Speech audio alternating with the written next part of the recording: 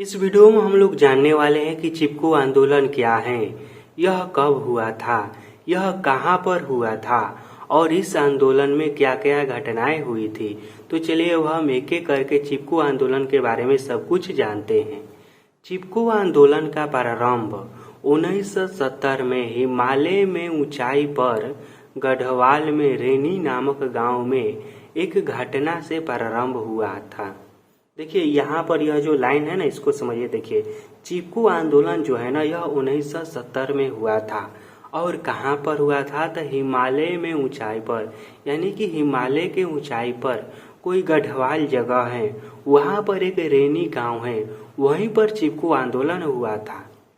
अब चिपको आंदोलन में क्या हुआ था, यह क्यों हुआ था, तो देखिए एक कार्य पूंजी ठेकेदार को गांव के नजदीकी वन में पेड़ों को काटने की अनुमति मिल गई थी। वहां के एक ठेकेदार को गांव के नजदीक जो वन है उसमें पेड़ को काटने की अनुमति मिल गई थी।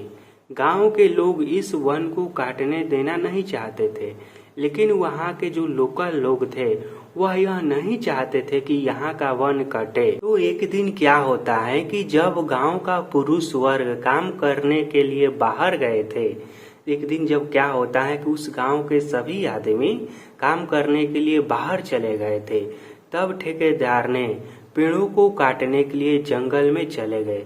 तब वहाँ के जो ठेकेदार थे वह पेड़ को काटने के लिए जंगल में चले गए।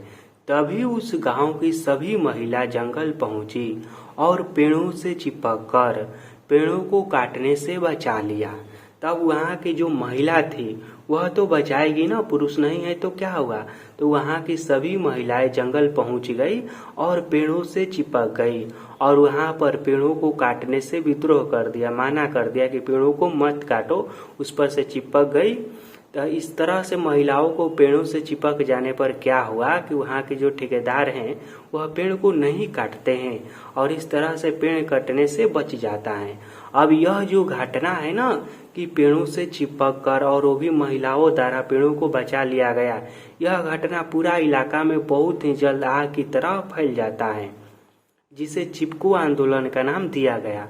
कोई पूछेगा आपसे कि चिपको आंदोलन का नाम इसे क्यों दिया गया, तो इस आंदोलन में महिलाएं क्या करती थी या जो भी लोग थे वहाँ के, वो लोग क्या करते थे, पेड़ों से चिपक जाते थे और इस तरह से पेड़ों की रक्षा करते थे, पेड़ों से चिपक कर कि पेड़ों को मत काटो।